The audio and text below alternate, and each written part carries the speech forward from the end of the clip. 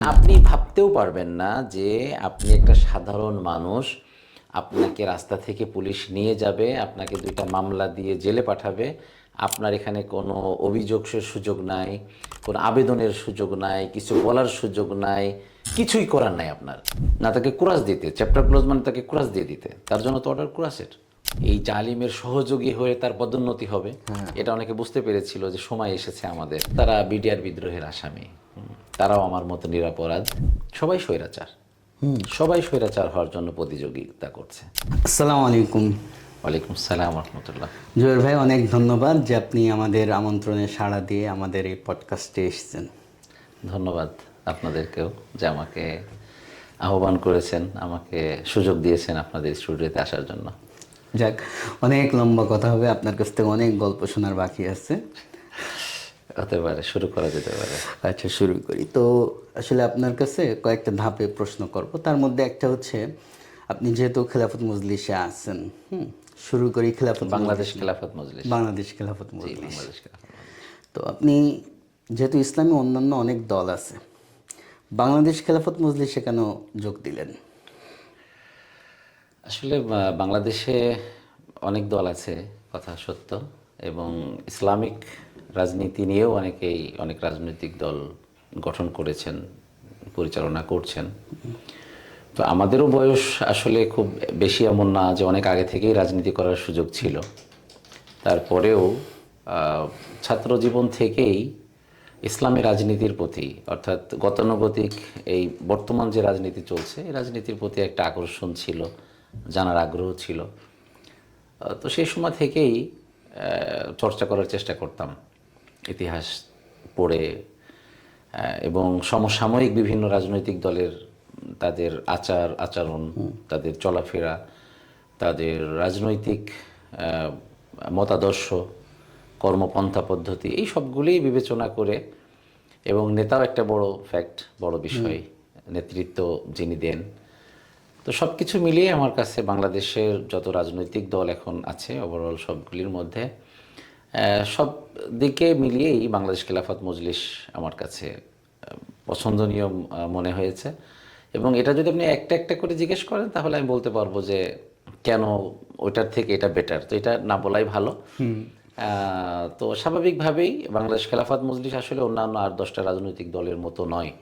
বাংলাদেশ খেলাফত মজলিস মূলত ব্যক্তি জীবন থেকে নিয়ে শুরু করে একেবারে ইসলাম প্রতিষ্ঠা পর্যন্ত তারা তাদের রাজনীতির মধ্যে তারা একটা সিলেবাস তৈরি করে রেখেছেন, যেখানে যদি চূড়ান্ত পর্যায়েও কোনো ব্যক্তি এই বাংলাদেশ খেলাফত মজলিসের বিজয় দেখে নাও যায়, চূড়ান্ত পর্যায়ের বিজয় যদি সে দেখতে না পারে, সে যদি 2টা দিনের জন্য বাংলাদেশ খেলাফত মজলিস করে তবুও সে একটা অবদান রেখে যেতে পারবে।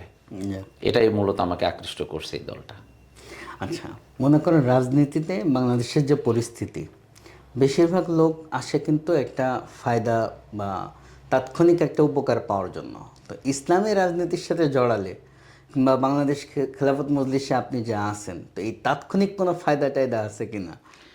আসলে এই জিনিসটাই আমাদের একটা বড় বোঝার ভুল, বোঝার ভুলও বলবো না, কারণ বাংলাদেশের প্রেক্ষাপট এবং পরিস্থিতি সিস্টেম এমনই যে রাজনীতি মানেই একটা এক্সট্রা বেনিফিট, এক্সট্রা ফায়দা, রাতারাতি কিছু আলাদিনের চেরাগ হয় সেটা টাকা পয়সা হোক, মানে কোনো ক্ষমতা। ওভারঅল সব কিছু, সেটা প্রশাসনিক পাওয়ার, অর্থকড়ি, সমাজের আধিপত্য, যেটাই বলেন, এটা আসলে রাজনীতির মধ্যে চলে এসেছে। যে আপনাকে সমাজের কোনো সামাজিক দায়িত্ব, এমনকি আপনাকে দাওয়াত দিতে গেলেও মানুষ চিন্তা করে যে আপনি কোন পোস্টে কোন পদে আছেন, যদি আপনি তার যোগ্য না। তো এটা তো মানুষের একটা ভুল ধারণা। আসলে রাজনীতি মূল উদ্দেশ্য হচ্ছে যে পরোপকারিতা, নিজেকে বিলিয়ে দিয়ে অন্যের জন্য কিছু করা, এটাই ছিল উদ্দেশ্য। তো এটা তো পাই সব সময়, যে নিজেকে বিলিয়ে দেওয়ার মধ্যে একটা প্রশান্তি আছে, পরোপকারের মধ্যে এক ধরনের পরিতৃপ্তি, আত্মতৃপ্তি আছে, এটা তো সবসময় অনুভব করি, এবং এটা এর থেকে বড় বেনিফিট আমার মনে হয় না আর কিছু আছে। এবং আপনি জানেন যে হাদিসে আছে যে প্রকৃত ধনী হচ্ছে ওই ব্যক্তি যার অন্তর ধনী, যার মনটা বড়। তো আমি রাজনীতিতে প্রতিনিয়তই এটা উপভোগ করি আলহামদুলিল্লাহ। যদিও আমাদের ইসলামিক রাজনীতি বা এটা হওয়ার না, যারা হয় সেটাও দেখবেন যে এটা আসলে এর জন্য আবার জবাবদিহি যারা রাজনৈতিক ফায়দা লুটে, এর জন্য তার অপোজিশন পার্টি যদি আসে বা সে যদি এখান থেকে ফেল করে, তাহলে তাকে জবাবদিহি হতে হয়। অথবা এটাকে আমি ফায়দা বলবো না, হ্যাঁ, বরং সে তার রাজনৈতিক পরিচয়ে যেটা সে গ্রহণ করতে চায়, এর জন্য তাকে পরে খেসারত দিতে হয়। তো আমরা যেটা পাই, তো এটা তো এক দুনিয়া আখেরাত আমাদের জন্য উঠানো আছে। তো আপনি যদি মানে দুনিয়া আখেরাত আখেরাত পাওয়ার চেষ্টা করেন, দুনিয়ার ফায়দা অতটা না দেখেন, হ্যাঁ, তো আমি তো দেখি তাহলে ইসলামী রাজনীতি যদি করেন, যেমন অন্যদের যেটা বললেন যে ফায়দা যেমন আছে ক্ষতিও আছে, অপোজিশন আসলে তখন আবার হিসাব হয়, হিসাব হয়। কিন্তু ফায়দাও আছে তাৎক্ষণিক। কিন্তু আপনি যে থিওরি বললেন এতে তাৎক্ষণিক ফায়দা নেই, কিন্তু আমার যে দৃষ্টিকোণ সেটাতে যদি মনে করেন যে আপনার একটা মানে ইসলামী রাজনীতি করলে একটা ক্ষতি কি, যে আপনি একটা দল করছেন, এ গ্রুপ বাকি বি থেকে জেড পর্যন্ত সবাই আপনার সমালোচনা করবে বা অপোজিট সাইড। আবার সেকুলার যত দল আছে ইসলামী দল বাদেও, হ্যাঁ, যদি গণতান্ত্রিক যে কোনো দল, তারাও কিন্তু আপনার অপোজিশনে আছে। তো সেক্ষেত্রে ক্ষতির সংখ্যা কিন্তু কম না। আর বাংলাদেশে যে রাজনীতির কারণে দমন নিপীড়ন, এটা তো একটা কমন সমস্যা। সমস্যা। তো এত কিছু নিয়েও রিস্ক, এটা একটা রিস্ক বলা যায়। তো এটা নিয়ে কেন রাজনীতি করার চিন্তা করলেন? না, এটা আছে অবশ্যই। এটা যেটা বলছেন যে আবার একেবারেই যে আমরা রাজনৈতিক সাংগঠনিক কোনো সুবিধা ভোগ করি না এমন নয়। স্বাভাবিকভাবেই সাংগঠনিক দলবদ্ধ থাকলে অনেক উপকারিতা আছে, সামাজিকভাবেও অনেক উপকারিতা আছে। এবং আমাদের দেশের যে চলমান সিস্টেম, যেমন আপনি জানেন যে আমি বাংলাদেশ খেলাফত মজলিসের জেলার একটা দায়িত্বে আছি, জেলা সেক্রেটারি হিসেবে আছি। তো আমি আমার সামাজিক কোনো কাজেও রিসেন্টলি দুইটা ঘটনা আপনাকে আমি বলতে পারি। সেটা হচ্ছে, একটা আমার এলাকার একটা রাস্তার কাজ চলছে, রমজানের শুরুতেই রাস্তাটা আংশিক কাজ করে তারা বন্ধ রেখেছে, এবং রমজানের ঈদের পরপরই রাস্তাটা প্রায় 4 ফিট পর্যন্ত তারা খুঁড়েছে। মেইন গ্রামের মধ্যে একটা মাত্র রাস্তা খুঁড়েছে, খুঁড়ে ওইভাবেই ফেলে রেখেছে। প্রায় 15-20 দিন হলো আর কোনো কাজ করছে না। কিন্তু কৃষকরা এখন তাদের ফসল ঘরে উঠাবে, গ্রামের একজন অসুস্থ মানুষ ভ্যানে করে বের হওয়ার মতো পরিবেশ নাই, মোটরসাইকেল চলাচল করতে পারছে না। তো আমি আমার যারা দায়িত্বশীল যারা আছেন, এলজিডির যিনি ইঞ্জিনিয়ার আছেন, আমাদের ইউনো মহোদয় আছেন, ডিসি মহোদয়কে আমি ফোন দিতে পেরেছি সরাসরি। এটা আমার রাজনৈতিক মানে ইনস্ট্যান্ট ফায়দা যদি আপনি বলেন, যে আমি তাকে যখন পরিচয় দিয়েছি যে আমি একটা দলের দায়িত্বশীল, তো সে আগ্রহী। এটা আমাদের দেশের সিস্টেম। তো আমি এই সুবিধাটা আসলে অন্যায়ভাবে ব্যবহার না করে আমি ভালোভাবে ব্যবহার করতে পারি, এটা একটা লাভ। তো আমি যখন তাকে বলেছি, তার পরের দিন থেকেই আমার রাস্তার কাজটা শুরু হয়েছে। তো এইভাবেই সামাজিক বিভিন্ন সময় ইনস্ট্যান্ট ফায়দা পাওয়া যায়। আর সাংগঠনিকভাবে যেহেতু দলবদ্ধভাবে আমরা থাকি, বিভিন্ন সময় মানুষের পরোপকারে আমরা লাগতে পারি। এটা প্রত্যন্ত গ্রাম থেকে কোনো পেশেন্ট যদি আমাদের জেলা শহরে আসে, জেলার আমাদের দায়িত্বশীলদেরকে যদি বলি যে একটা রুগী গেছে, তার হয়তো ব্লাডের দরকার, তার ডাক্তার দরকার, বেড পাওয়ানো দরকার, তার একটু অন্তত সান্ত্বনার জন্য তার সামনে যাওয়া দরকার, তো তারা স্বাভাবিকভাবেই তাকে খোঁজ খবর নেন, তার রক্তের ব্যবস্থা করে, তার দেখাশোনার ব্যবস্থা করে। এটা তো একটা ফায়দা আছেই। আর যেটা বললেন যে অনেকগুলো দল হওয়ার কারণে রাজনৈতিক নিপীড়ন, দা এটা তো কুমড়োর মধ্যে আসলে এটা দা কুমড়ার মধ্যে আমাদের কুমড়ো হয়ে থাকতে হয়, এটা স্বাভাবিক সব সময়। এটা বিস্তারিত আলোচনা, এটাও থাকবে। যেমন মানে বিপরীত গ্রুপ বা অন্য দল, একদল স্বাভাবিকভাবেই তার দলের আদর্শকে প্রাধান্য দেওয়ার জন্য প্রচেষ্টা করবে, এগুলো থাকবেই। তো এটাকে আমরা প্রতিযোগিতা মনে করি। আমার আমিরে মজলিস উনি বলেন যে এটা আসলে আমরা প্রতিপক্ষ না, আমরা প্রতিযোগী ভাবি তাদেরকে। এই জন্য তাদের ওই দমন পীড়নটা আমাদের জন্য আরও সামনের দিকে চলার জন্য আমাদের বরং পাথে হিসেবে কাজ করে। হ্যাঁ, তো আমরা তাদেরকে প্রতিযোগী ভাবি, তাদেরকে আমরা প্রতিপক্ষ ভাবি না। তো এটা আমাদের চলার একটা বড় শক্তি আমি মনে করি আমাদের। এখন একটা প্রশ্ন কি, যে আমরা বিশেষ করে বাংলাদেশে যারা ইসলামী রাজনীতির সাথে জড়িত, আমরা এদের হিস্টোরি দেখলে দেখি যে অনেক নির্যাতনের শিকার হয়েছে, এবং তারা শুধু না, তাদের পরিবার সহ। তো সেক্ষেত্রে আপনার পরিবারের থেকে চাপ আসে না যে তুমি কেন রাজনীতিতে গেলে, রাজনীতি ছেড়ে দাও, ভবিষ্যৎ খারাপ? এটা আসলে আপনার শুধু এটা তো অবশ্যই, কারণ বাংলাদেশের যে প্রেক্ষাপট, যে রাজনৈতিক যে ধারা চলে আসছে, বিশেষ করে ফ্যাসিস্ট এই 17 বছর ধরে যে একটা ভয় ভীতি মানুষের মধ্যে, এটা আমি রাজনীতি করি এই জন্য না, আপনি রাজনীতি না করলেও কিন্তু আপনি এই লেবাস নিয়ে একটা ব্যাগ নিয়ে আপনি খুব সানন্দে আপনি ঢাকা যেতে পারেননি, না, না, কক্সবাজার যেতে পারেননি।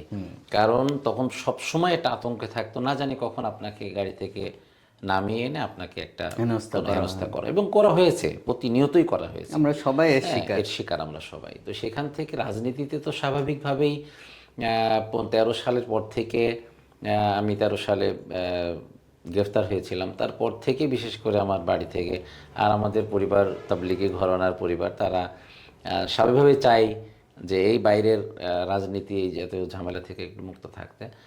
তো তারপরেও কিছুটা সাহস তাদের আমাকে জুগিয়েছে তারা, কিন্তু প্রতিবন্ধকতা। পোশাকের কথা বললেন, তাতে একটা কথা মনে পড়লো, আপনাদের সম্ভবত এবার সংসদের এমপি হানজালা ভাই। হ্যাঁ, জি। এইটা তো মানে দেখেন, এটা এখনো বন্ধ হয়নি। হ্যাঁ, সেই ধারা এখনো বন্ধ হয়নি, এটা বন্ধ হওয়া দরকার। যে উনি একজন সম্ভ্রান্ত পরিবারের সন্তান, এবং ওনার পরিবারের, ওনার দাদা এমপি ছিলেন, এবং ওনারা এলাকাতে যথেষ্ট সম্ভ্রান্ত। হ্যাঁ, হাজী শরীয়তুল্লাহর বংশধর তারা। তো তার মতো একজন মানুষ সংসদের একেবারে পোড়া, যেখানে এমন না যে নির্বাচিত এমপি। মানে রাস্তার উপরে যেমন তেমন জায়গাও না, একেবারে আপনার একটা সিকিউর একটা জায়গায় তাকে এই জাতীয় একটা শব্দ বলে তাকে ঘায়েল করে। আজকে উনি সংসদে অবশ্যই বিষয়টা একটা আবেদন করেছেন। তো এটা সবসময় আমাদের হ্যারাসমেন্ট হতেই হয়, তবে সেই রাজনীতি হয়তো সামনের দিকে তার পরিবর্তন হচ্ছে। ওই ভয়ের রাজনীতি হয়তো আস্তে ধীরে এক সময় কেটে যাবে বাংলাদেশ থেকে, এবং মানুষ, তার পরিবার তাকে রাজনীতির জন্য সহযোগিতা করবে আশা করি সামনের দিকে। বিশেষ করে ইসলামী রাজনৈতিক দলগুলোর মধ্যে একটা কমন সমস্যা, যে এক দল আরেক দলকে বিশেষ করে ফেসবুকে হোক বা সামাজিক যোগাযোগ মাধ্যমে অত্যন্ত কটূক্তি করে এবং বুলিংয়ের শিকার হয়, অনেকে করে। এই নিয়ে আপনাদের মানে দলীয় নির্দেশনা কি এবং এটাকে আপনারা কি চোখে দেখেন? এটা তো আসলে কখনোই কাম্য নয়, ইসলামের শিক্ষাও এটা নয় যে কাউকে এভাবে হ্যারেস করা, কাউকে তুচ্ছতাচ্ছিল্য করে কথা বলা, এবং কেউ যদি দোষ করেও থাকে সেটাকে ব্যঙ্গাত্মকভাবে উপস্থাপন করা, এটা ইসলামী শিক্ষাও না। তো একটা ইসলামিক রাজনৈতিক দলের কর্মী হিসেবে এটা হওয়া কাম্য নয়। তারপরে এটা হয়, এটা আমরা দেখে আসছি একবারে মত মানে স্বাধীনতার, বাক স্বাধীনতার দোহাই দিয়ে, এবং ফেসবুকে যেটা আছে আমরা একটা চাইলেই লিখতে পারি, চাইলে লিখতে মন পারে, চাইলে আমরা এটা লিখে দিলাম, কাউকে একদম তো নামিয়ে ফেলতে একেবারে পারে নামিয়ে ফেললাম, আমার রাতারাতি আমরা অবস্থানে। হ্যাঁ, উঠিয়ে ফেললাম, নামিয়ে ফেললাম, এটা এবং আমরা মনে করি এটাকে একটা কৃতিত্ব, এবং মানুষকে উপহাস করাকে আমরা একটা আনন্দের একটা ইয়ে মনে করে নিয়েছি। তো আমার দলের, আমাদের বাংলাদেশ খেলাফত মজলিসের দলের একেবারে সাংগঠনিক শিক্ষা, এবং আমিরে মজলিস ওনার কড়া নির্দেশ যে কখনোই কাউকে এভাবে তুচ্ছতাচ্ছিল্য করে কথা বলা যাবে না, সে যত বিরোধী হোক অথবা নিজের কাছের কোনো সংগঠন হোক বা যে কেউ হোক, কারোর বিষয় নিয়ে সোশ্যাল মিডিয়াতে তো নাই, বাস্তবে তো প্রশ্নই আসে না, সোশ্যাল মিডিয়াতেও এটা করা যাবে না। বরং আমাদের যে নির্দেশনা দেওয়া হয় যে আমাদের ভালো কাজগুলিকে আমরা যেন উপস্থাপন করি, এবং আমাদের দায়িত্বশীলরা যেটা বলেন, যে ব্যাখ্যা দেন, ওই ব্যাখ্যাটাই যেন আমরা বলি। এমন না যে আমার জায়গা থেকে, আমি একটা জেলার সাধারণ দায়িত্বশীল, একটা কেন্দ্রীয় নেতার একটা বক্তব্যকে আমি আমার মতো করে ব্যাখ্যা করে সেটাকে মানুষের সামনে হেয় প্রতিপন্ন করার চেষ্টা করলাম। এটা সম্পূর্ণ নিষেধ আমাদের সাংগঠনিকভাবে, এবং এটা আসলে আমরাও অনেকে পারি না, আমরা ওই স্রোতে গা ভাসাই, তবে এটা মোটেও কাম্য নয়। সবাই যার যার জায়গা থেকে অন্যকে সম্মান দিয়েই সম্বোধন করা উচিত। বাংলাদেশ খেলাফত মজলিসের ভবিষ্যৎ পরিকল্পনা কি, বিশেষ করে তরুণদের নিয়ে কিভাবে বা তরুণদের সাথে কাজ করার পরিকল্পনাটা কি? বাংলাদেশ খেলাফত মজলিসের এই রিসেন্টলি আমিরা মজলিস উনি একটা ফেসবুকে উনি একটা লেখা দিয়েছেন, উনি নিয়মিত লেখালেখি করেন, ওখানে উনি ভবিষ্যতে তরুণদেরকে নিয়ে রাজনীতি একটা দারুণ কথা উনি ওখানে ব্যক্ত করেছেন। বাংলাদেশ খেলাফত মজলিস এমন একটা সংগঠন যে একেবারেই শিশু থেকে নিয়ে তরুণ থেকে যুবক এবং বৃদ্ধ সবার জন্য একটা অনুসরণীয়, অনুকরণীয় একটা সংগঠন। তো বাংলাদেশ খেলাফত মজলিস বিশ্বাস করে বাংলাদেশে ইসলাম প্রতিষ্ঠা কখনোই এই গণতান্ত্রিক পন্থায় পদ্ধতিতে প্রতিষ্ঠা করা সম্ভব নয়, এটা বিশ্বাস করে। বাংলাদেশ খেলাফত মজলিস বিশ্বাস করে যে একমাত্র গণ আন্দোলন, এইটার মাধ্যমেই ইসলাম প্রতিষ্ঠা এবং ইসলামের জন্য কাজ করে যায়, এটাই মূল লক্ষ্য। এবং বাংলাদেশ খেলাফত মজলিস এভাবেই তারা চেষ্টা প্রচেষ্টা করে যাচ্ছে। পাশাপাশি যে বর্তমান যে রাজনৈতিক বলবেন যে তাহলে গণতন্ত্রের ভিতরে কেন আসলেন, এখানে আমির মজলিসের লম্বা এই ব্যাখ্যা আছে, এটা সংক্ষেপে আপনাকে আমি এভাবে না বলবো না, এটার জন্য একটা লম্বা সময় দরকার। মূলত দাওয়াতি কাজ হিসাবে, এবং এখানে অনেকগুলি অংশ আছে, যে অংশগুলা থেকে কিছু বিষয়ের জন্য বাংলাদেশ খেলাফত মজলিস বর্তমান গতানুগতিক এই রাজনীতির সাথে লেগে আছে, এবং মূল উদ্দেশ্য হচ্ছে দাওয়াত। আমরা তো আসলে রাজনীতি মানেই দেখে এসেছি মিছিল করা, মিটিং করা, আন্দোলন, সহিংসতা, রাস্তা বন্ধ, হরতাল, হ্যাঁ, কিংবা কখনো কখনো আপনার বাসে আগুন ধরিয়ে দেওয়া, নির্মমতার এক মানে চরম মানে যেটা নিকৃষ্ট উদাহরণ দেখছি। তো আসলে রাজনীতি যেটা বললেন যে বাংলাদেশ খেলাফত মজলিস সবার জন্য, সব বয়সীদের জন্য, হ্যাঁ, সবাইকে গড়ে উঠাবে। তো কোন রাজনীতি আসলে করবে? মানুষ গড়বে নাকি হচ্ছে আপনার এই মিটিং মিছিল এগুলো? না, মানুষ গড়বে। বাংলাদেশ খেলাফত মজলিস এটা এমন রাজনৈতিক দল না যে সিজনাল কোনো রাজনীতি বা ইস্যু ভিত্তিক কোনো সংগঠন, এমন নয়।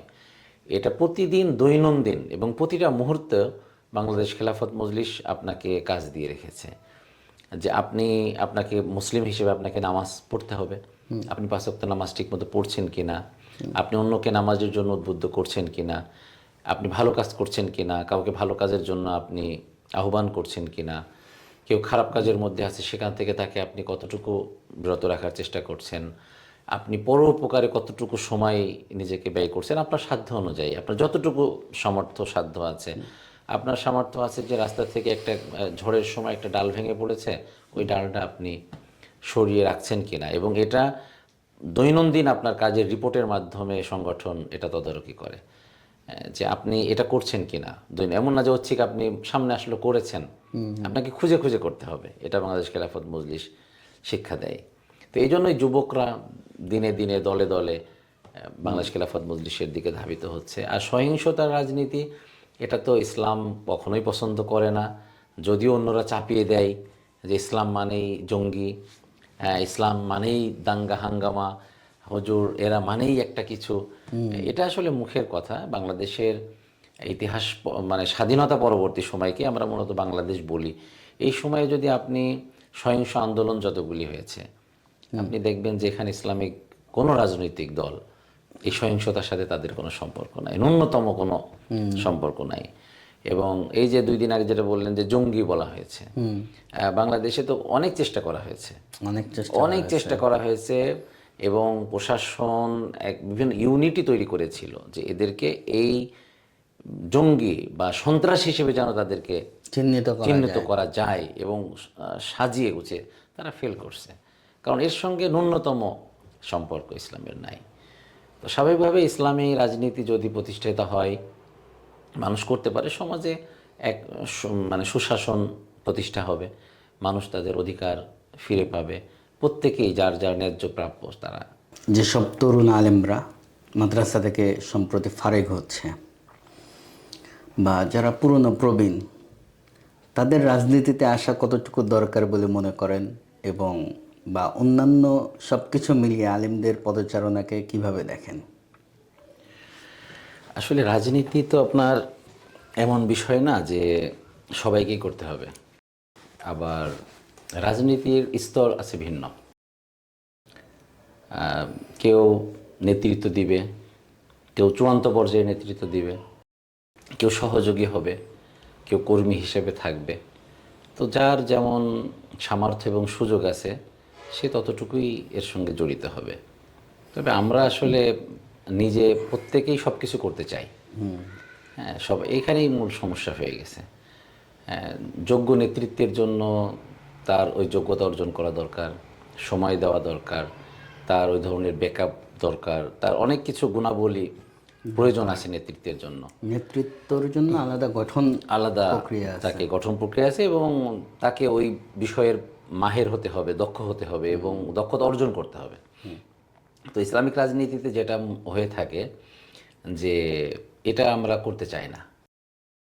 তো আমি আমার জায়গা থেকেই ব্যাস আমি একটা বড় কিছু এটা আমরা মনে করি যে রাতারাতি হয়ে যাওয়া সম্ভব। মানে মানতে চায় না, বা যে প্রসেসের মধ্যে দিয়ে আমার এটা আমরা মনে করি যে মানে আমি একজন আলেম, তো ব্যাস আমি এটাই যথেষ্ট নেতা স্বয়ংসম্পূর্ণ, হবেন। এটা তো আসলে বিষয়টা এমন নয়।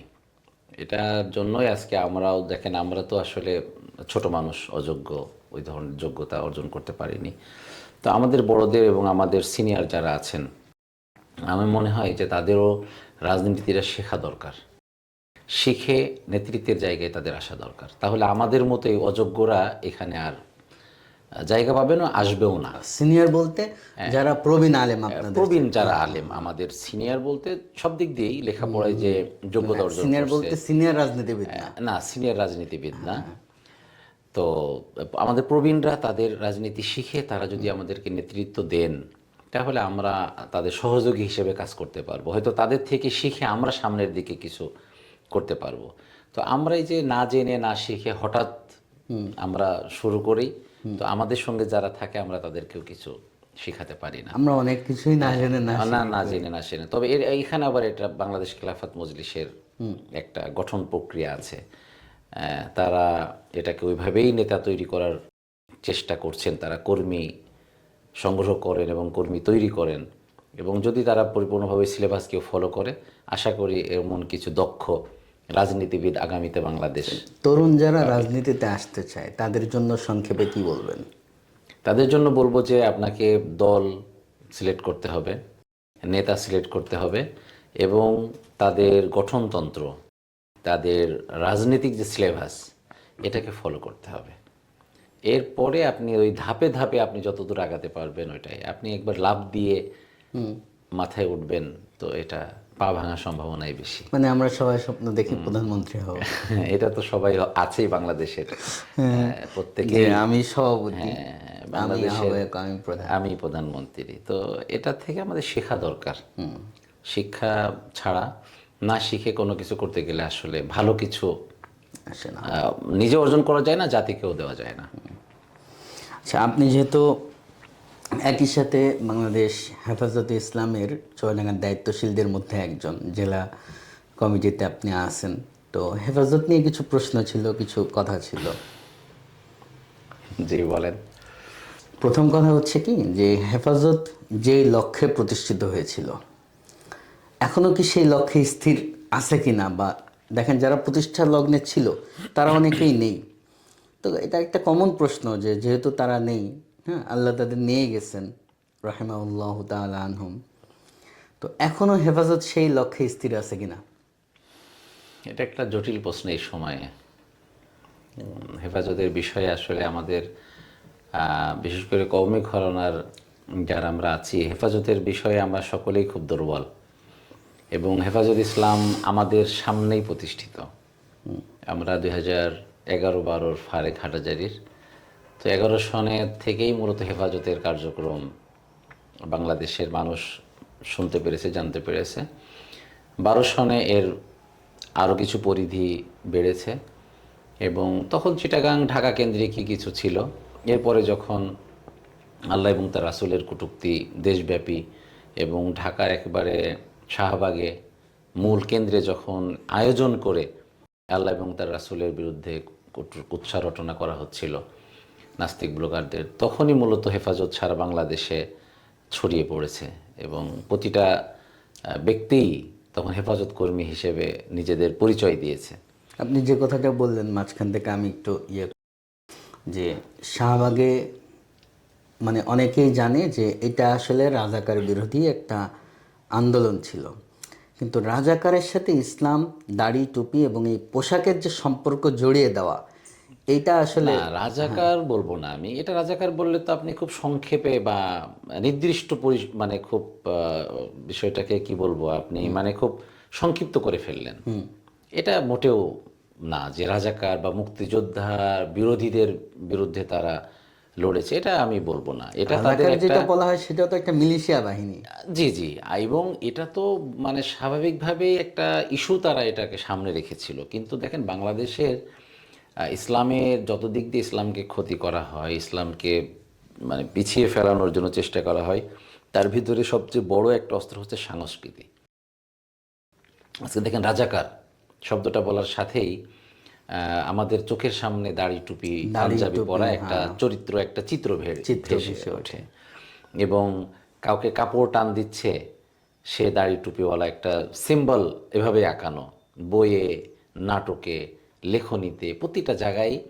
মূল উদ্দেশ্য রাজাকার না, মূল উদ্দেশ্য একজন টুপিওয়ালা, একজন দাড়িওয়ালা, একজন জুব্বাওয়ালা, সে হচ্ছে এই জাতীয় বাজে স্বভাব, বাজে মানসিকতার একজন ব্যক্তি। এটাকেই মূলত মোটামুটি ধরা যায় ইসলামোফোবিয়ার বিরুদ্ধে অবশ্যই এটাই মূল, মানে সংস্কৃতিটাকে আপনি দেখবেন যে আমাদের, আপনি যত সিনেমা, নাটক, থিয়েটার, আপনার মঞ্চ নাটক, যেখানেই আপনি দেখবেন সব জায়গায় এই চরিত্রটাকেই তুলে ধরা হয়েছে যে ইসলামপন্থী হচ্ছে দেশদ্রোহী। দেশদ্রোহী, হ্যাঁ, একটা ইসলাম মানে যে ইসলামী লেবাস মানেই সে দেশদ্রোহী, সে রাজাকার, সে জঙ্গি। হ্যাঁ, এভাবে মানুষকে, আমাদের পরবর্তী প্রজন্মকে এটা শেখানো হচ্ছে। তো শাহবাগের মূল আন্দোলন ছিল রাজাকার না, মূল তারা ইসলামের এবং রাসূল সাল্লাল্লাহু আলাইহি সাল্লামকে কটূক্তির জন্যই যখন তারা লেগেছিল। তো সেই সময় হেফাজত আসলে আল্লাহ এবং তার রাসূলের সম্মান সমুন্নত রাখার জন্যই আল্লামা শফি রহমাহুল্লাহ, আমাদের উস্তাদে মুহতারাম, আল্লাহ তার কবরকে জান্নাতের বাগিচা বানান, উনি আমার বুখারীর উস্তাদ। তো উনি তখন ওনার জায়গা থেকে আসলে এই আন্দোলনটা ডাক দেন। তো তখন যে আন্দোলন ডেকেছিল নিছক, এখানে কোনো স্বার্থ ছিল না, তখন কোনো সরকারের সাথে আঁতাত করার মতো কারো পাওয়ার ছিল না। হ্যাঁ, তো চেষ্টা করেছে তখন শুধুমাত্র একবারে খালেস দিনের জন্যই। তো পরবর্তীতে স্বাভাবিকভাবেই অন্য অপোজিশন পার্টি যারা ছিল, তারা এখান থেকে কিছু দুর্বল মানুষকে টার্গেট করে তাদের দ্বারা এই হেফাজতের মধ্যে একটা বিশৃঙ্খল তৈরি করার চেষ্টা, ফায়দা নিয়েছেও তারা, যারা নিয়েছেও। এবং আপনি জানেন, আমরা জানি, আমাদের খুব কাছের দায়িত্বশীলদেরকেও তারা বিতর্কিত করেছে এবং তাদেরকে তাদের করে নিয়ে এখানে তাদের মতাদর্শ ঢুকিয়ে দিয়ে তাদের সাথে একটা আতাত করে দেখিয়েছে যে আপনার সাথে আমার সম্পর্কটা আসলে লোভ দেখিয়ে, লোভ ভয় দুইটাই কাজ করেছে। তো এইভাবে আসলে এটাকে যে পর্যায়ে এখন আস্তে আস্তে নিয়ে আসা হয়েছে। এখন মানুষ যখন হেফাজতকে সে দেখেছে যে হেফাজতের নেতৃত্বের কারণে তার একটা পজিশন তৈরি হয়েছে, তখন সে তার পজিশনকে অন্য জায়গায় বিক্রি করার জন্য চেষ্টা করেছে। তো এখন হেফাজত আসলে হয়ে গেছে, ওই যে বললেন যে যারা প্রতিষ্ঠা লগ্নে, যারা তাদের চিন্তা চেতনা, যে লক্ষ্য নিয়ে, তাদের যে দরদ নিয়ে তারা তৈরি করেছিলেন, পরবর্তী যারা হাল ধরেছে তাদের তো আসলে ওই দরদ আর ওই লক্ষ্য ছিল না। তখন তাদের এটাকে একটা ব্যবহার করার জন্য তারা চেষ্টা করেছে। এবং এই বর্তমান রিসেন্টলি নির্বাচনে আপনি লক্ষ্য করবেন যে হেফাজত আসলে রাজনীতির জন্য, এবং তারা মানেই হেফাজত, এরা মানেই হেফাজতের সব। আসলে হেফাজতের এরকম কোনো নির্দিষ্ট কর্মী নাই, এবং একজন আওয়ামী লীগ কর্মীও সে হেফাজত, একজন বিএনপির ভালো মানসিকতার জ্বালা এবং তার রাসূলের সম্মান সমুন্নত রাখতে চাই, সেও একজন হেফাজত কর্মী। একজন যে কেউ হেফাজত কর্মী হতে পারে। আপনি 13 সালের বাস্তবতা দেখেছেন যে দলমত, ধর্ম, বর্ণ নির্বিশেষে সকলেই এখানে ছুটে এসেছে। এখন হেফাজতের জন্য একসময় নিবেদিত প্রাণ কর্মীর অভাব ছিল না, এবং ওই সময় যারা হেফাজতের বিভিন্ন কর্মশালায় যোগ দিয়েছে, আহ্বানে সাড়া দিয়েছে, এখনও তারা দরদ রাখে।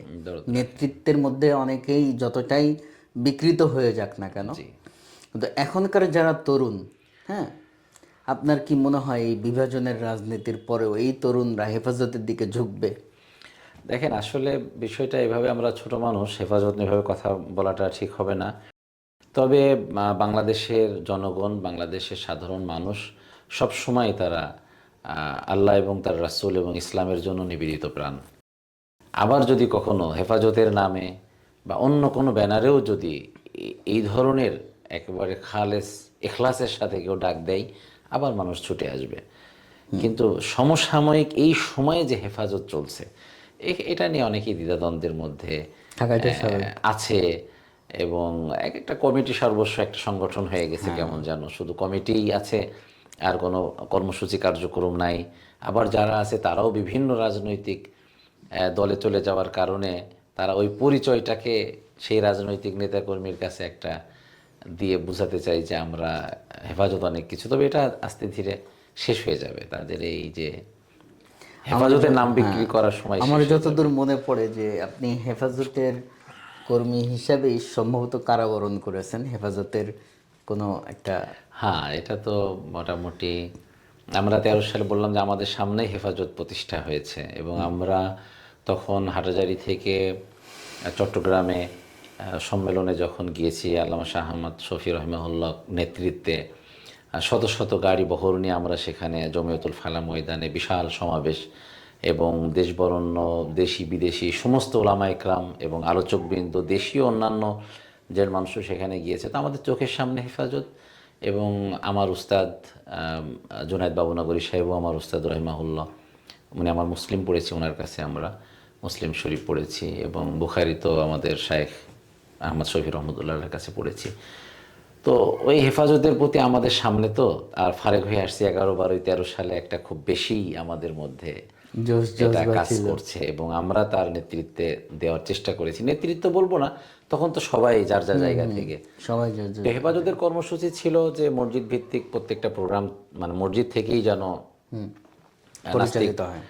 ব্লগারদের বিপক্ষে মিছিল নিয়ে যাওয়া হয়, প্রতিবাদ জানানো হয়। তো ওই আমি প্রথম সপ্তাহেই যখন এই মিছিল নিয়ে বের হই, তো আমার এলাকার চুয়াডাঙ্গা 2 আসনের সংসদ সদস্য আলী আসগার টগর, শুনেছি আমি যে স্থানীয় নেতাকর্মীদেরকে বলেছিল যে সারা চুয়াডাঙ্গা কোথাও মিছিল হচ্ছে না, তোদের আন্দুলবাড়িয়াতে এত বড় নেতা কে হয়েছে, তোরা কি করিস? তো আমার খুব কাছের রিলেটিভ আমাকে বলল যে বাবা যা হয়েছে হোক, তুমি সামনে যেও না। তো আমার খুব খারাপ লেগেছে তখন, সবে ফারেক হয়ে এসেছি যে সামনে যাব না, আল্লাহকে কটূক্তি করা হচ্ছে, রাসূলকে কটূক্তি করা হচ্ছে, আমি একজন মুসলমান, আপনারও তো আমার সামনে থাকা উচিত, আপনি আমাকে কিভাবে নিষেধ করেন? তো উনি আমাকে বলেছিল আমাকে সতর্ক, আমি তোমাকে সতর্ক করছি। তা আমি বললাম যে আমি তো খারাপ কিছু করছি না, আমি তো ভালো কিছুই করছি। তো আমি জুমা পড়াতাম এক মসজিদে।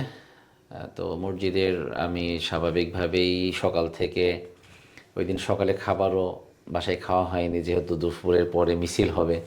আর এখন তো 13 সালে কিন্তু আপনার ল্যাব এই প্রিন্ট ডিজিটাল ব্যানার এত অ্যাভেলেবেল ছিল না। 13 সালেও এটা খুব টাফ ছিল, অন্তত আমাদের প্রত্যন্ত অঞ্চলে।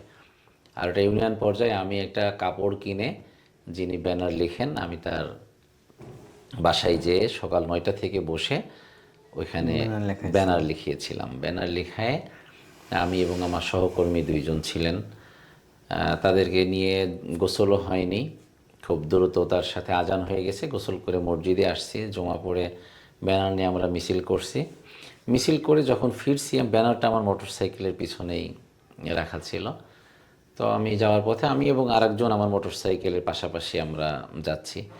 মিছিল শেষ, দোয়া শেষ, আমরা ফিরছি বাড়িতে। আম্মা ফোন দিছে তখন যে কোথায়, এত দেরি হচ্ছে, খাবার। আমি বললাম যে খাবার রেডি করেন, আমি আসছি। তো এর 3 মিনিট থেকে 4 মিনিট পরে আমার সামনে একটা পুলিশের গাড়ি রাস্তার মাঝে আড় করে দিল। তো ব্যাস বুঝতে পারলাম মানে একেবারেই মিছিল শেষ মিছিল শেষ, করে সবাই ফেরার পথে সবাই যার যার মতো চলে গেছে, আমি বাসায় ফিরছি। তো আমার পাশে যে মোটরসাইকেলে ছিল, আমি তাকে বললাম আপনি বামে চলে যান। আমি ওদিকে যেতে পারতাম, আমার মন বলছিল যে হয়তো সামনে, তার ওনাকে বললাম আপনি বামে চলে যান।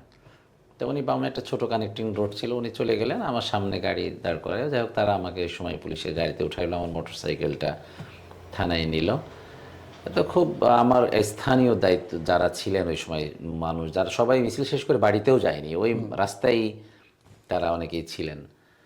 তো তারা যখন দেখছে পুলিশের গাড়িতে আমাকে উঠাই নিয়ে যাচ্ছে, তো স্বাভাবিকভাবে মানুষ তাদের ভালোবাসার বহিঃপ্রকাশ তখন দেখিয়েছে। অনেক মানুষ তারা পিকআপে নিয়ে সবাই জীবননগর থানায় তারা গিয়েছে।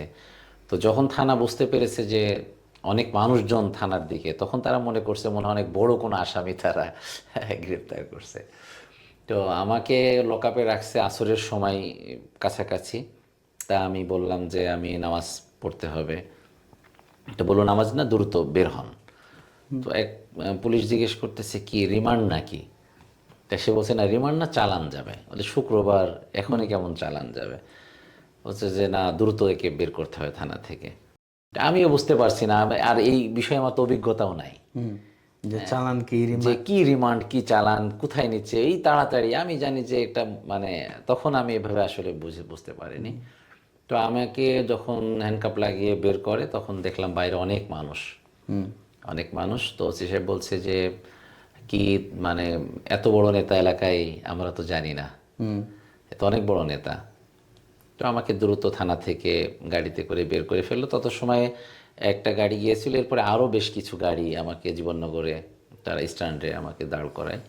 মানে মানুষ যথেষ্ট পরিমাণে সহমর্মিতা অনেক দেখিয়েছে। অনেক অনেক দুপুরের খাবার বাদ দিয়ে তারা সকলে আমার জন্য ছুটে গেছে জীবননগর থানায়, এবং প্রচণ্ড বৃষ্টি হচ্ছিল। বৃষ্টির মধ্যে তারা স্ট্যান্ডে আমার সঙ্গে দেখা করছে, কথা বলছে, চোখের পানি দুটা ফেলেছে তারা। হাত করা।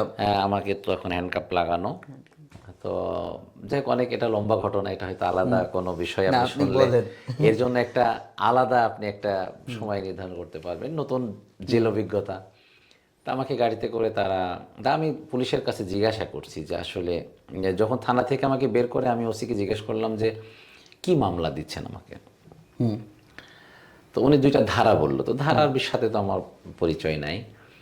তা উনি খুব সুন্দর উত্তর দিলেন যে ধরে যখন এনেছি মামলা তো একটা দিতেই হয়।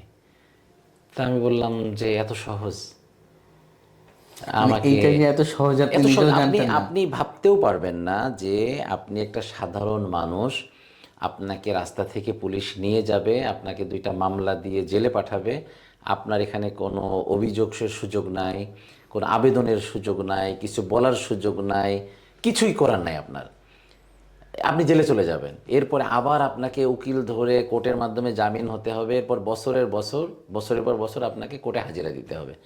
কেন জেল খেটেছেন, কি কারণে, এর কোনো উত্তর আপনি খুঁজে পাবেন, এত সহজ।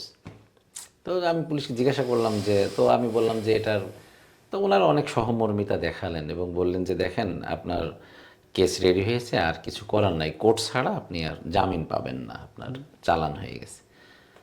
তো আমি আসলাম কোর্টে, আমাকে যে আরও যিনি ছিলেন উনি সম্মান দেখালেন।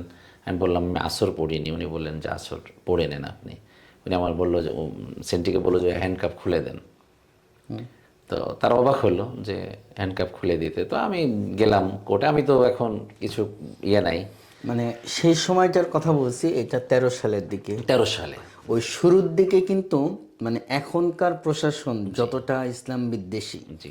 ওই সময় কিন্তু এতটা ছিল না। না, এতটা ছিল না, তবে আপনার উপর থেকে চাপ আসলেও একটা সহমর্মিতা। সহমর্মিতা অনেকের ভিতরে ছিল, অনেকে অতি উৎসাহী ছিলেন যে এই জালিমের সহযোগী হয়ে তার পদোন্নতি হবে, এটা অনেকে বুঝতে পেরেছিল যে সময় এসেছে আমাদের, যে কিন্তু তখন যতটুকু কেবল শুরু ওই ভাবনা, জালেম হতে পারবে তার পদোন্নতি তত নিশ্চিত। পদোন্নতি।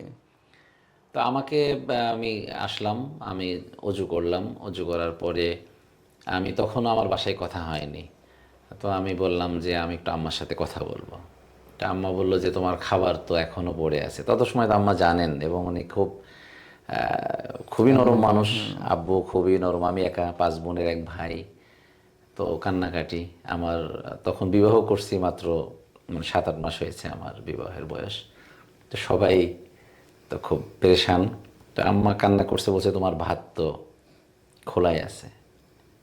তাই আমি বললাম আম্মা আমার ভাত খাওয়া হবে না, আমি চলে আসছি, টেনশনের কিছু নাই। বলছে কোথা থেকে আসছো তুমি? তা বললাম তুমি টেনশন করো না মা, আমি ব্যাক করছি, তুমি চিন্তা করো না, আমি চুয়াডাঙ্গা এসেছি, এখান থেকে চলে আসবো। তো এই সান্ত্বনা সে তো জানেই আর কি। যাই হোক, ফোন ওনার কথা বলে আমাকে আবার যে আর ওখানে কোর্টের ওনাদের যে ফর্মালিটি ছিল, শুক্রবার কোর্ট বন্ধ, আমাকে জেলে পাঠালো। মাগরিবের আসর পড়লাম কোর্টে, মাগরিব পড়লাম জেলখানায়। তো দেখলাম ওখানে সুন্দর লেখা, রাখিব নিরাপদ, দেখাবো আলোর পথ। তো অবাক হলাম যে আলো থেকে কোন অন্ধকারে ছিলাম, যে এখান থেকে আমাকে আলো নিয়ে ফিরতে হবে। যে রাখিব নিরাপদ, দেখাবো আলোর পথ। মানে নিরাপত্তা থেকে আপনাকে। জি, আমি তো যাই হোক সেখানে অবস্থান। তবে এখানে আমাকে অবাক করেছিল জেলের, এখন তাদের ভুলতে পারি না, ইব্রাহিম ভাই নামে একজন ছিলেন, আলী ভাই নামে একজন ছিলেন। তখনও ধরপাকড় চলছিল, রাজনৈতিক মামলায় অনেক ভিতরে ছিলেন চুয়াডাঙ্গা জেলখানায়। তো আমি যখন ওইখানে বেশ কিছু পরিভাষা আছে জেলখানার, নতুন নতুন বেশ, আমার মাদ্রাসায় পড়েছি ফার্সি, বেশ কিছু পরিভাষা আছে ওইখানে। আমদানি, একটা ওয়ার্ড আমদানি, প্রথম আপনি গেলে আপনাকে আমদানিতে রাখা হবে। আচ্ছা। ওইটা একটা নির্দিষ্ট ওয়ার্ড, প্রথম গেলে ওখানে যাবেন।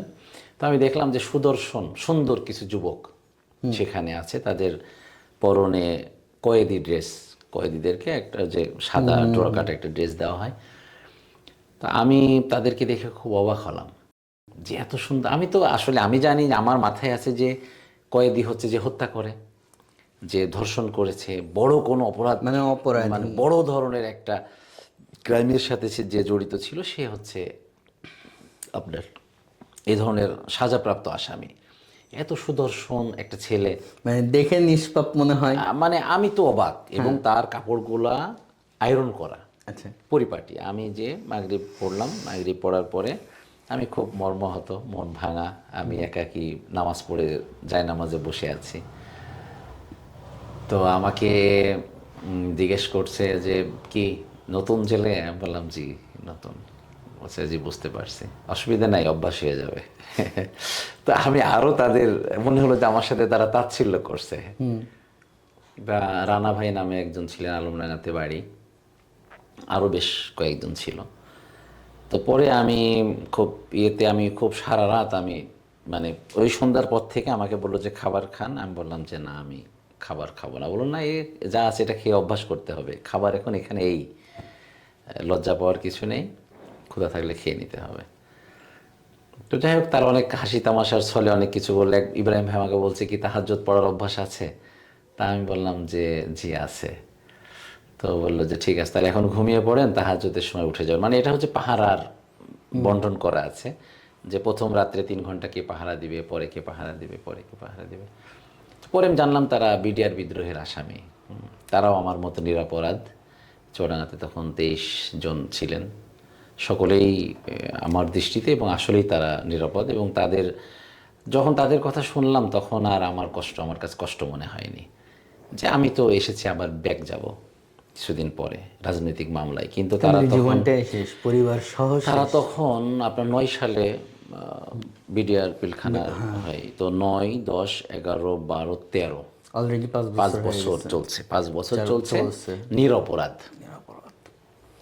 কয়েকজন তো এমন যে তার চাকরির জন্য, বাংলাদেশে তো আমরা জানি কিভাবে সরকারি চাকরিগুলি হয়, সে চাকরি করছে, ছুটি থেকে ফিরছে, পিলখানায় হাজিরা দিয়ে সে তার যেখানে তার ডিউটি সেখানে যাবে।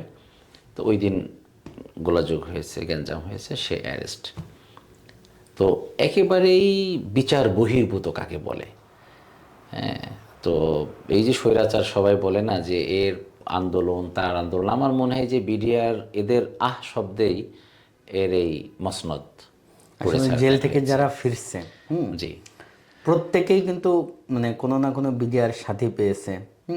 এবং তারা এই সেম বর্ণনা জি দেয়। জি এবং তাদের দেখেন যে তাদের সার্টিফিকেটগুলোকে ব্যান্ড করা হয়েছে। এমন না যে আপনি 7 বছর জেল থেকে বের হলেন, আপনার সার্টিফিকেট দিয়ে আপনি অন্য কোনো জবের অ্যাপ্লাই করবেন, আপনার পুরো সার্টিফিকেটে লাল চিহ্ন দেওয়া হয়েছে। এবং আমি যে 2 মাস জেল খেটেছি, যদি কোনো কারণে আমার বা সাজা হয়, 1 বছর সাজা হলে আমার কাস্টডির 2 মাস মাইনাস করা হবে। কিন্তু তাদের 5 বছর 4 বছর কাস্টডি খাটার পরে 7 বছরের জেল হয়েছে, তার ওইগুলো মাইনাস করা হয়। মাইনাস হবে না। সেতে কাস্টডি যেটা আগে সে খেটেছে ওটা তো ছিলই, আবার নতুন করে তাকে 7 বছর। যাই হোক, এইভাবে তাদের এই কষ্টের কথা শুনতে শুনতে আমার কষ্ট আর তখন, পরে তাদের সাথে একটা বন্ধুত্ব হয়ে গেল যে ওরাও নিরপরাধ, আমরাও নিরপরাধ। এবং আলমডাঙ্গার আরও কয়েকজন ছিল, তার ভিতরে আরিফুল নামে লালটু, এখন উনি কোরিয়াতে আছে, কথা হয়। তো জেলখানায় তার সাথে পরিচয়, সেও রাজনৈতিক মামলায় ছিল। তো এই রাজনৈতিক এই মামলা আপনার কতদিন টানা এই লেগেছে? মামলাটা প্রায় 5 বছর, 4টা মামলা দিয়েছিল আমার, 4টা 5 মামলা। বছর। এবং এটা আরও হাস্যকর একটা বিষয় যে জামিন তো হয়েছি, আমার জামিন হওয়ার পরে 2 মামলা জামিন হলাম, জামিন হওয়ার পরে আসছি, আসার পরে প্রতি মাসে 4টা ডেট পড়ে হাজিরার। এবং ওই মামলার অনেক আসামি, রাজনৈতিক মামলা তো অনেক আসামি। আমরা কোর্টে যাই, এত নম্বর মামলা, আমরা সবাই কোর্টের দরজায় যাই, যেতে যেতে বলে যে সামনে মাসের আবার 9 তারিখ। তো আমি খেয়াল করেছি 4 বছরে এই জজ সাহেব একদিনও আমাদের দিকে মুখ তুলে তাকাননি, যে অপরাধী না নিরপরাধী, এই বেচারাটা দেখতে কেমন, যার জন্য এত। আমার তো দিয়েছিল যে আমি ভয়ঙ্কর একটা মানুষ। আমার যদি ওই এজাহারটা আমার বাসায় এখনো আছে, যে আমাকে যে কেস দেওয়া হয়েছিল, যে ধারাটা লিখে আমি পড়ি আর হাসি, যে এত দুর্ধর্ষ আমি, এমনভাবে আমাকে উপস্থাপন করা হয়েছিল। তো আমি আমার উকিলকে বললাম যে এত দুর্ধর্ষ একজন ব্যক্তিকে কি জজ সাহেবের দেখতে মন চায় না, আগ্রহ হয়নি। আগ্রহ হয়নি যে এত দুর্ধর্ষ একটা ব্যক্তি। তো এইভাবেই চলেছে। তো আস্তে আস্তে ওইটা মামলা কাটতে কাটতে একসময় কোনটা বেশি কষ্টের পিরিয়ড ছিল, জেল খাটার সময়টা নাকি মামলার পিরিয়ড? না, আমার কাছে মনে হয়েছে যে এক একটা কষ্ট এক এক রকম, কিন্তু আমার কাছে বেশি যন্ত্রণাদায়ক হয়েছে যে হাজিরা দেওয়া, কোর্টে হাজিরা দেওয়াটা। খুবই, কোর্টে না আছে বসার জায়গা, না আছে এখানে রেসপেক্ট কোনো বিষয়, না আছে সময়ের মূল্যায়ন। আপনি কখন আপনার হাজিরা আপনি জানেন না। আপনাকে সকালে আসতে হবে, 9টার সময় আসতে হবে, আপনার 1টা পর্যন্ত আপনাকে থাকতে তার হবে। মানে যার মামলা চলমান সে কোনো চাকরিতে গেলে তার চাকরি সহজে কেউ নেবে না, না না না, সম্ভব কোনো না। চাকরিতে সে থাকতে পারবে না, কোনো ব্যবসা তার স্টেবল করার না, সুযোগ নেই। সুযোগ নাই। তারপরে টুকটাক যা ইনকাম হবে এইখানে আপনাকে কোর্টের বারান্দায় চলে রেখে যাবে। আসতে হবে। তার মানে হচ্ছে, এবং শুধু মানে পরিবারের কর্মক্ষম ব্যক্তি যদি সে হয়, তো মায়ের ওষুধ বলেন তার উপরে প্রত্যেকটা জায়গায় এর প্রভাব পড়বে, প্রতিটা জায়গায় তার প্রভাব পড়বে। এবং আপনি ভাবেন মাসে 4টা মামলার হাজিরা দিতে আপনাকে যদি গ্রাম থেকে আসতে হয় এবং পুরাটা দিন আপনাকে সেখানে ব্যয় করতে হয়, যাওয়া তো আসা মানুষ খরচ আছে মেন্টালি এখানে মানে আর পরিশ্রম আছে এবং পরিশ্রম দাঁড়িয়ে আছে, থাকতে হবে। দাঁড়িয়ে থাকতে হবে, বসার কোনো জায়গা নেই। আমরা অনেক সময় বলি কি যে আমরা আসলে ভয় পাই না। চরডাঙ্গারি একজন আমাদের এক বড় ভাই, খুব ক্লোজ, একসময় বলছিলেন কি আসলে ভয় কী জিনিস। আমরা অনেক সময় বলি আমরা কথা বলতে ভয় পাই না, মসজিদে হোক ইয়েতে হোক আমি সরলে কথা বলি। তো উনি আসলে বলছিলেন ভয় কী জিনিস আসলে অনেকে জানেই না। জানে না। তো এই যে মামলার দীর্ঘ হাজিরা, এইটাই একটা মানুষকে ভয় পেতে বাধ্য করে দেবে। বাধ্য করে, স্বাভাবিক। কারণ আপনি এটা আপনি মানে আলোচনা, পর্যালোচনা, যুক্তি, তর্ক কোনো কিছু দিয়েই এই কষ্টকে আপনি বোঝাতে পারবেন না, আপনি মিলাতে পারবেন না। কারণ আসলে এটা কোনো সূত্রের মধ্যেই পড়ে না। আপনি রাস্তা থেকে আপনাকে উঠিয়ে নিয়ে যে মামলা দিল, আপনি 4 বছর কোর্টে হাজিরা দিচ্ছেন এই 4 বছরে আপনি স্টেবল চাকরি করতে এবং পারবেন না, আপনার শেষে প্রমাণিত অপ্রমাণিত এর কোনো রেকর্ডই নাই। রেকর্ডই নাই। কে দিবে আপনার এই সময়ের মূল্য? এই হ্যারাসমেন্ট, এই যে আপনি সামাজিকভাবে আপনি তো একজন আসামি। আমি যখন জেলে বাই ছিলাম চান্স আপনার আমার বিয়ে আগে হয়ে গেছিল। হ্যাঁ, অবশ্যই অবশ্যই। না, আপনি কারণ ওই সিচুয়েশনে তো আসলে আপনাকে কে মেয়ে দিবে এবং আপনাকে এটা তো একটা জিনিস। আরো একটা অবাক করা বিষয় আপনাকে বলি, সেটা হচ্ছে যে আমি জেল থেকে বের হওয়ার পরে এই আপনার 5ই আগস্টের আগ পর্যন্ত, এই 5ই আগস্টের আগ পর্যন্ত দেশের যে কোনো জায়গায় ইসলামিক যে কোনো সভা সম্মেলন, প্রতিবাদ মিছিল, কোনো কিছু হলেই আমার বাসায় পুলিশ, যে আপনি আসেন। যে আমি বাসায় আছি কিনা, আমি কি ঢাকায় গেছি, আমাকে থানা ডেকেছে, আমি কত টাকা আমাকে দিতে হয়েছে। আমাকে তো ওই যে আমার আমির মজলিস যখন গ্রেফতার হলেন 21 সনে, তার 2-4 দিন আগে ওনার সাথে আমার হোয়াটসঅ্যাপে টেক্সট হয়ে কথা হয়েছিল। তো উনি গ্রেফতার হওয়ার পরে আমাকে জাস্ট 4 দিন পরে আমাকে বাসা থেকে উঠাই নিয়ে গেল। 4 দিন পরে আমাকে বাসা থেকে উঠাই নিয়েছে। অনেক কিছু, অনেক কথা, অনেক ধরনের হ্যারাসমেন্ট, শেষমেশ তারা মিলাতে পারছে না। তারা উপরের নির্দেশ যে অনেক বড় আসামি, হ্যাঁ, হেফাজতের অনেক বড় কেউ, তাকে ব্যবস্থা নিতে হবে। তো আমাকে তো এক ভদ্রলোক ছিলেন, উনি ওসি অপারেশন ছিলেন, উনি তো ওসি সাহেবকে, আমি যে থানায় দাঁড়িয়েছি, ওসি সাহেবকে বলছে যে না, তাকে তো এখন এসপি সাহেব বলছে যে তার চালান চ্যাপ্টার ক্লোজ করে দিতে, না তাকে কুরাস দিতে। চ্যাপ্টার ক্লোজ মানে তাকে কুরাস দিয়ে দিতে, তার জন্য তো অর্ডার কুরাসের। তাকে কি বলেন আপনি? ওসি সাহেবকে সে বলতেছে, সে হিন্দু ভদ্রলোক, বলছে যে কি বলেন আপনি তার সাথে? ওসি সাহেব তো কড়া নির্দেশ, আপনি এটা নিয়ে নাটক করেন। তো যাই হোক, সেখানে কিছু পরিচিতি, অনেক কথাবার্তারা তারা। তো এই যে পড়া 13 সাল থেকে নিয়ে 25 সন পর্যন্ত প্রতিটা মুহূর্তে বলে যে কই আপনার কি স্পিরিট থেমে গেছে, কোথায় সেই আপনাদের কথা, কোথায় সেই বক্তৃতা। এটা আসলে ভিতরে অনেক কথা অনেকেই জানেন না, এবং যারা এগুলি বলেন তারা আসলে এই জাতীয় পরিস্থিতির কখনো ভয়ের মধ্যে যায়নি। যারা এখনো পর্যন্ত ইসলামী রাজনীতি করতে যে অ্যারেস্ট হয়েছে, এবারেও পরিস্থিতির সম্মুখীন হওয়ার পরেও কাজ করে যাচ্ছেন, আসলেই তাদেরকে ধন্যবাদ দেওয়া দরকার। কারণ আপনি ভাবেন তো যে ঢাকা একটা সমাবেশ ডেকেছে, আপনার বাড়িতে পুলিশ, আপনার বাড়ির সদস্যদের কি অবস্থা হবে, তাদের খাওয়া, এবং আপনাকে যখন নিয়ে যাচ্ছে যে আমরা একটু জিজ্ঞাসাবাদ করে তাকে ছেড়ে দিব, তারা তো দিন 5,000 গুনছে, তো আল্লাহ আল্লাহ সর্বনিম্ন করছে। 5,000, 5,000, 10,000 আপনি দিবেন না, কি করবেন? আমি একজনের শুনছি যে মানে বলছে যে এরকম যদি আমার মামলা না হতো, একটা মামলা, তো মামলা চালাতে যে পরিমাণ খরচ হয়েছে আমি 5 তলা বাড়ি করতে পারতাম। এটা হতেই পারে, হতেই পারে। আমাকে তো বেহিসাবি আপনার ডেকে নিয়ে যে বলছে যে আপনার আমি এই যে 164-এ আপনার জবানবন্দি দিছে, আপনি কি করবেন বলেন? আপনাকে তো চালান দিতে হবে, তো আমি কি চালানে যাব? আমি কি আবার জেলে চলে যাব আবার অনির্দিষ্টকালের জন্য? আমার পরিবার, আমার চাকরি, আমার ব্যবসা, আমার অন্যান্য সব কিছু। কিন্তু ভাই আমরা যে গণতন্ত্রের সিস্টেম যেটা করছি, যে গভর্নমেন্ট আসুক, এই সিস্টেমটা তো চেঞ্জ হওয়ার না। না, দেখেন এটা আসলে তো এই এই যে এই 2-4 মাসে এই মাত্র কয়েকদিন সরকার গঠন, যে যাকেই বলেন আপনি, যেই এখানে যাই সে তার চেয়ারটাকে স্থায়ী করার প্রতিযোগিতায় নেমেছে। সবাই স্বৈরাচার, সবাই স্বৈরাচার হওয়ার জন্য প্রতিযোগিতা করছে। যারা আমরা বলছি স্বৈরাচার হতে দিব না, আমিও চাচ্ছি যে আমার মতটা এখানে, কিন্তু এই সিস্টেম নিয়ে কিন্তু কোনো কথা নেই। কোনো কথা নেই। এই সিস্টেম নিয়ে কোনো এই কোনো সিস্টেমটা একটা যে কোনো নিরপরাধ মানুষকে আসামি বানায় ফেলতে পারে, খুব সহজে একটা অপরাধহীন লোককে অপরাধী বানায় ফেলতে পারে। এই সিস্টেমটা চেঞ্জ হওয়া দরকার, এটা নিয়ে কেউ অবশ্যই কথা system বলে না। এই সিস্টেমটা অবশ্যই চেঞ্জ হওয়া দরকার। এবং ভুক্তভোগী তো আমরা সবাই। আজকে যারা এই যে কালকে একটা কথা বলেছে যে চেয়ার পরিবর্তনের কারণে সবাই ভুলে আসলে হয়েছে তাই।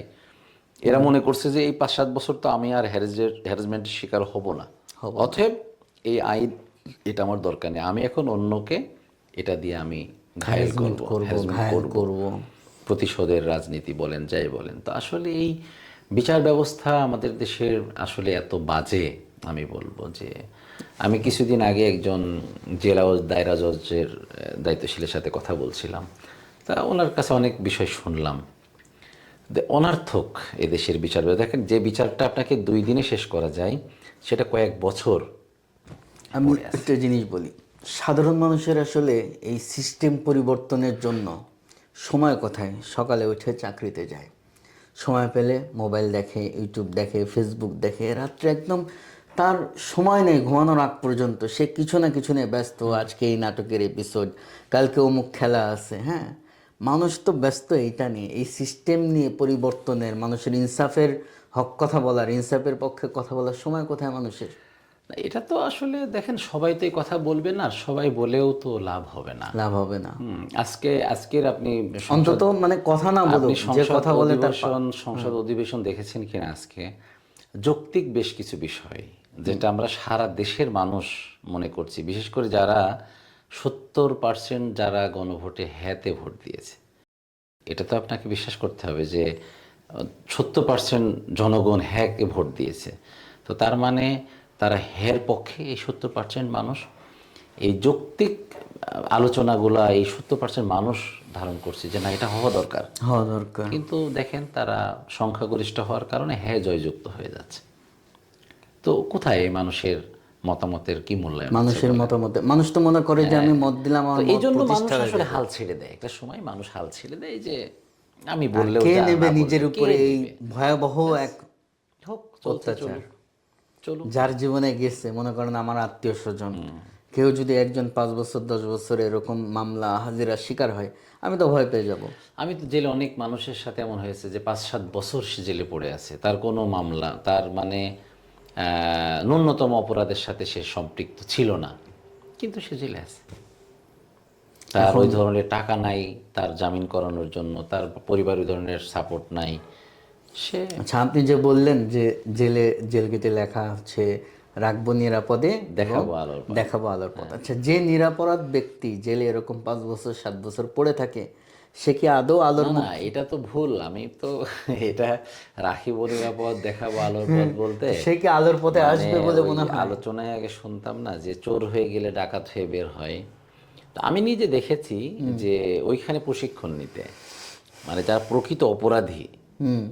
প্রকৃত একজন আপনার হচ্ছে যে ডাকাত দলের একজন সদস্য, একজন চোর দিয়েছে, তাকে জিজ্ঞাসা করতেছে তুই কার সাথে কাজ করিস, সে বলতেছে যে আমি তো এইভাবে জেলে সে আরো আসছি। চেঞ্জ আপ হয়। তো বলছি যে তোকে আমি বলে দিচ্ছি জামিন হয়ে এখানে যাবি। আরও হাসির বিষয় দেখেন যে আমি যখন কাস্টডিতে আমাকে নিয়ে যাওয়ার পরে কেস টেবিল বলে ওই আমদানি থেকে আসার পরে পরের দিন সকালে বন্টন করা হয় যে আপনি আপনার রুম কোনটা হবে। মাদ্রাসাতে আপনি পড়েছেন, আপনি জানেন নিশ্চয়ই যে দাখিলার পরে ভর্তির পরে দারুল ইকামা থেকে সিট বন্টন হয়, সিট বন্টন। যে আপনি অমুক বিল্ডিংয়ের অমুক নম্বর রুমে থাকবেন। তো সেম জেলখানা, সেম সিস্টেম।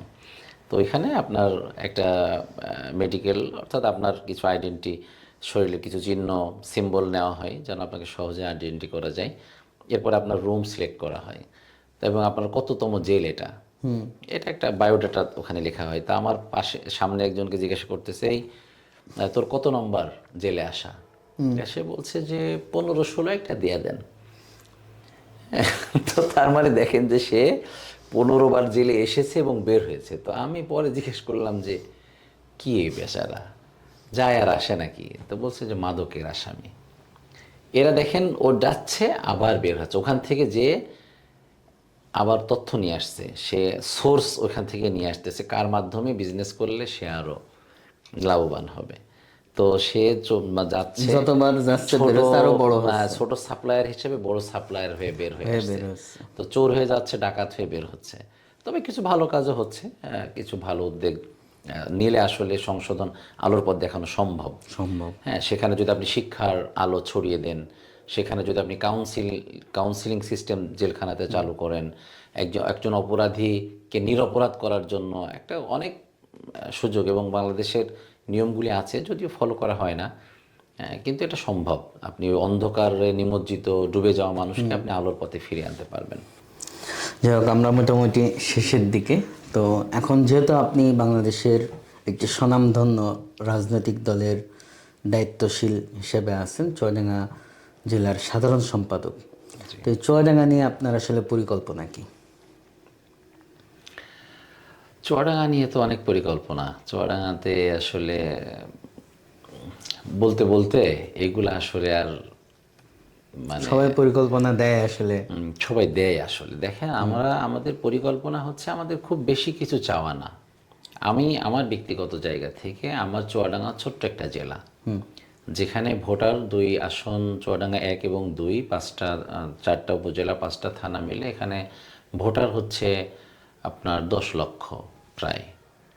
তো 10 লাখ ভোটারের সব মিলে জনসংখ্যা ধরলে এখানে আপনার 22 থেকে 25 লাখ জনগণ এখানে আছে। তো এই জায়গাটা, আমাদের চুয়াডাঙ্গাটা একটা উর্বর জায়গা।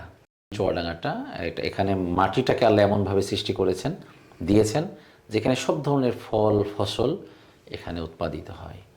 কৃষিপ্রধান একটি জেলা। এখানে নদী ভাঙন নাই। এখানে অতিবৃষ্টিতে মাঠ তলিয়ে যায় না। এখানে অনাবৃষ্টিতে শুকিয়ে মরুভূমি হয়ে যায় না। এখানে আপনি মাত্র 25 ফিট নিচে গেলে আপনি সুপেয় পানি পান। এখানে সেচের কোনো সমস্যা নাই, খুব অল্পতে আপনি সেচ দিতে পারেন। অতএব এখানে আপনার প্রাকৃতিক সম্পদে একবার টাইটম্বর ভরপুর একটা জেলা চুয়াডাঙ্গা। তো এখানে অল্প কিছু কাজ দরকার, খুব বেশি কাজ না। এখানে যদি হাসপাতালগুলি আপনি সুন্দর করতে পারেন, চুয়াডাঙ্গা জেলার স্বাস্থ্য সেবাটা যদি আপনি নিশ্চিত করতে পারেন, দেখেন চুয়াডাঙ্গাতে আপনি কোন চিকিৎসাটা পাবেন? চুয়াডাঙ্গাতে কোনো চিকিৎসা পাবেন না আপনি। অথচ চুয়াডাঙ্গা থেকে রাজশাহী কিংবা ঢাকা অনেক দূর। অনেক দূর। চুয়াডাঙ্গা থেকে ঢাকা 250 কিলোমিটার, 256 কিলোমিটার। চুয়াডাঙ্গা থেকে রাজশাহী আপনার 200 প্লাস, কিন্তু যাতায়াত অবস্থা খুব খারাপ। মাত্র একটা ট্রেন আছে।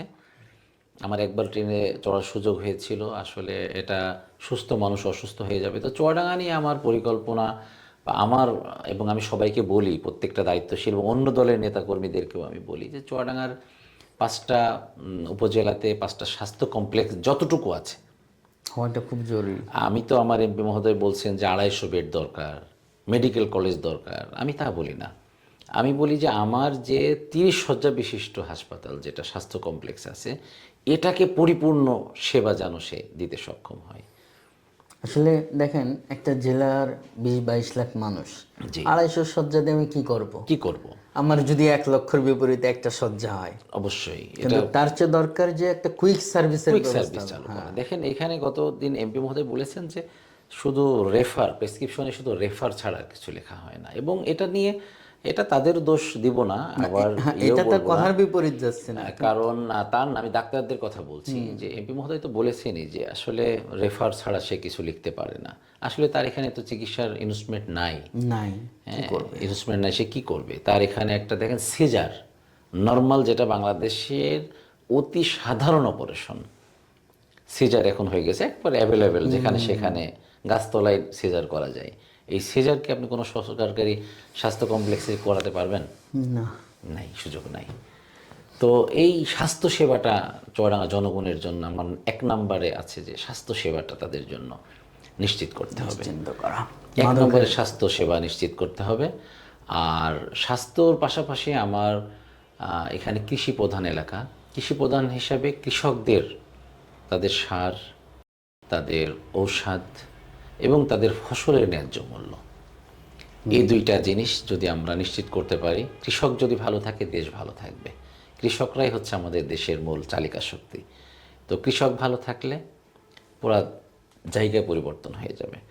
এবং এখানে সরকারি যে অফিস আদালতগুলি আছে, আপনি যদি উন্নয়নের কথা বলেন, যেটা আমি শুরুতে বলেছি আপনার, যে আমার এখানে নদী ভাঙন নাই, হ্যাঁ, আমার এখানে নদী খাল বিল খুবই কম, যে আপনাকে ব্রিজে হিউজ বাজেট সেখানে রাখতে হবে, দুর্যোগের সময় আপনি অনেক ক্ষতিগ্রস্ত হন, এমন জেলা আমার না। অতএব আমার এখানে যে বাজেটটা আসে, এই বাজেটটা যদি প্রপার এখানে যদি ইনভেস্ট করা হয়, রাস্তাগুলিতে যদি সুন্দর করা হয় এবং অন্যান্য যে কোনো খাতে এই বাজেটটা যদি যথাযথভাবে প্রয়োগ করা হয়, চুয়াডাঙ্গা খুব দ্রুতই 2-3 বছরের মধ্যেই আপনি চুয়াডাঙ্গাকে একবারে মডেল একটা জেলা হিসেবে আপনি ঘোষণা করতে পারবেন। আপনি যতই বলেন যে খুব দ্রুত করা সম্ভব, দেখেন স্বাধীনতার পরে আমরা অনেক সময় পেয়েছি, চুয়াডাঙ্গা আজও পিছিয়ে আছে। আসলে ওই যেটা আপনাকে বলেছি যে চুয়াডাঙ্গা আসলে আমরা তো জনগণকে ভেবেছি, বলেন কেউ কি ভেবেছে কখনো? না, জনগণও ভাবে না, এবং ভাবার মতো আমি রাজনীতিবিদও গতদিন হয়তো আপনি পাইনি দেখেন যে আমরা। আমি এটা এই বিষয়গুলো নিয়ে আমি সবসময় আলোচনা করার চেষ্টা করি। আমাদের চুয়াডাঙ্গা সদর হাসপাতাল থেকে যে রাস্তাটা, ইমার্জেন্সি যে রোডটা এখানে আছে, ওয়ান ওয়ে করার জন্য প্রশাসন চেষ্টা করে। আমি তো বলি যে ওয়ান ওয়ে তো হাসপাতাল, আপনি ওয়ান ওয়ে কীভাবে করবেন? এখানে বসত বাড়ির অসংখ্য ঘর বাড়ি আছে, এবং এখানে যে পরিমাণ হাসপাতাল, ক্লিনিক, প্রাইভেট হাসপাতাল এখানে তৈরি হয়েছে, আমার তো মনে হয় এখানে অধিকাংশই লাইসেন্স নাই। এটাকে স্থানান্তর করা এটা যন্ত্রতন্ত্র, আপনি এখানে লাইসেন্স তো দেওয়ার অনুমতি নাই আপনার। অনুমতি নেই। আমি ঢাকাতে, যেখানে অ্যাম্বুলেন্স ঢোকে না। আমি একটা সংস্থায় চাকরি করতাম। তো এই হাসপাতাল রিলেটেড আমার কিছু অভিজ্ঞতা আছে। 6 মাস আমি সেখানে দায়িত্ব পালন করেছি এবং প্রায় 4-5 বছর আমি সেই সংস্থার সাথে ছিলাম। তো আমি পরিবেশ অধিদপ্তরে অনেকবার গিয়েছি হাসপাতালে একটা ছাড়পত্র নেওয়ার জন্য। তো এখানে তো আমার চুয়াডাঙ্গাতে তো অনুমতি হওয়ার কথা না, যেখানে অ্যাম্বুলেন্স যায় না, যেখানে লোকজন, জনবহুল মানুষের বসবাস, যেখানে রিসাইকেল কোনো সিস্টেম নাই, যেখানে আপনি অপারেশনের পরে আপনার যে ওয়েস্ট যে তৈরি হবে, যে আপনার রক্ত, মাংস, এগুলো আপনি কি করবেন? এটাকে আপনি ডায়ালিসিস করে এটাকে আপনি বিশুদ্ধ পানিতে আপনাকে রূপান্তরিত করতে হবে। তো চুয়াডাঙ্গাতে ফিল্টার কয়জনের আছে? আর সবচেয়ে ভয়াবহ ব্যাপার, এখানে ফায়ার সার্ভিসের গাড়ি যাবে কিনা সন্দেহ। ফায়ার সার্ভিসের গাড়ি যাবে না, অ্যাম্বুলেন্স যাবে না। আপনি আরও অবাক হবেন যে আমাদের আসলে চিকিৎসার বিষয়টা হচ্ছে যে খুবই ভয়াবহভাবে চলছে। এখানে যে পরীক্ষা নিরীক্ষাগুলো করা হয়, এই পরীক্ষার বেশিরভাগ জিনিসই হচ্ছে মেয়াদ উত্তীর্ণ এবং যন্ত্রতন্ত্রভাবে পরীক্ষা করা হয়। আপনি টেকনিশিয়ান খোঁজ নেন, যে আপনি দেখবেন যে আপনার যে ব্লাডটা নিচ্ছে, আপনি তার সার্টিফিকেট দেখবেন যে সে একটা সাধারণ ওয়ার্ড বয়, অথবা সে একটা প্রশিক্ষণ নিয়েছে বা নেয়নি। তার মানে ল্যাব খোঁজ নিয়ে দেখেন। তো এই জিনিসগুলা এখান থেকে সরানো দরকার। শহরের যন্ত্রতন্ত্র, যে পার্কিং, যে ফুটপাথগুলো দখল করে আছে, সরকারি জায়গাগুলি দখল করে আছে, আপনি যদি পৌরসভার যে বিল্ডিং নির্মাণ যে কোডগুলো যদি আপনি ফলো করেন, যে আপনার বাড়ির সামনে ন্যূনতম জায়গা ফেলে রেখে আপনাকে কাজ করতে হবে। সবাই তো রাস্তার পর চলে এসেছে, সবাই রাস্তার। হ্যাঁ। তো এই সামান্য কিছু কাজ করে, তো আমার মূল চুয়াডাঙ্গানের টার্গেট হচ্ছে, যদি আপনি স্বাস্থ্য সেবাটাকে আপনি নিশ্চিত করতে পারেন, কৃষকদের যথাযথ মূল্যায়ন আপনি করতে পারেন, এবং সরকারি যে বাজেটটা আসে এটাকেই যদি প্রপার আপনি ইনভেস্ট করতে পারেন, চুয়াডাঙ্গা চিত্র করা গেলে আসলে উন্নতি সম্ভব। অসম্ভব কিছুই না। খুব দ্রুতই আপনি চুয়াডাঙ্গাকে একটা মডেল জেলা হিসেবে আপনি গড়ে তুলতে পারবেন। তো ইনশাল্লাহ জোয়ার ভাই, আপনার সাথে সময় দিলেন, অনেক ধন্যবাদ। এবং কথা বলে ভাই অনেক ভালো লাগলো, মনে হলো আসলে যদি আপনার সাথে কথা বলি এখন অনেক লম্বা এপিসোড হবে। ইনশাল্লাহ আগামীতে আমরা বসবো আগামীতে আরেকবার ইনশাল্লাহ, বসবো এবং ইনশাল্লাহ। এক একটা বিষয় নিয়ে যদি আমরা আলোচনা করি আশা করি লম্বা ইনশাল্লাহ সময় ভালো লাগবে। আপনার ভালো সাথে লাগবে। কথা বলে ভালো লাগলো। ধন্যবাদ আপনাদের স্টুডিওতে আমাদেরকে এবং সুযোগ দেওয়ার জন্য। দর্শকদেরকেও ধন্যবাদ যে এত কষ্ট করে। হ্যাঁ, আর দর্শক যারা আলোচনা শুনছেন এবং শুনবেন, আসলে প্রত্যেকের যার যার নিজ জায়গা থেকে যদি আমরা আসলে পরিবর্তন হয়ে যাই তাহলে এই দেশকে সুন্দর করা সম্ভব। যদি আমি নিজে পরিবর্তন না হই, অন্যকে পরিবর্তন করার চেষ্টা করি, তাহলে আমরা কখনোই আমাদের এই দেশকে আগিয়ে নিতে পারবো না। এই জন্য প্রত্যেকেই যার যার জায়গা থেকে আমরা চেষ্টা করব যে নিজের যতটুকু সাধ্য সামর্থ্য আছে সেখান থেকেই শুরু করি। ইনশাল্লাহ আজকে এই পর্যন্তই, দেখা হবে আবার আগামী কোনো ইনশাআল্লাহ।